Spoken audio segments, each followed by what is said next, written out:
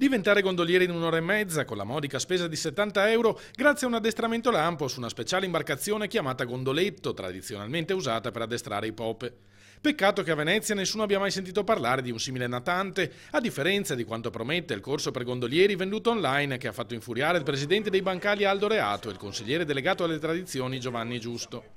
Siamo veramente al ridicolo, purtroppo è il problema ricorrente a Venezia, dove tutto è vendibile, anche le fantasie.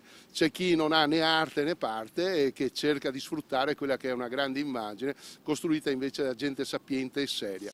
Quando ho letto su internet di questa offerta non riuscivo a credere ai miei occhi, racconta Giusto. Oltre a parlare di un'imbarcazione inventata, si propone agli utenti di avventurarsi in mare aperto e di prendere in mano il timone della gondola.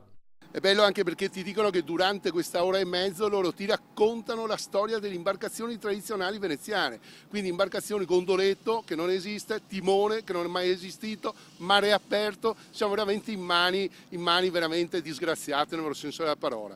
Vorrà dire che noi organizzeremo un corso per diventare astronauti in 20 minuti, gli fa eco con amara ironia il presidente dei bancali Aldo Reato.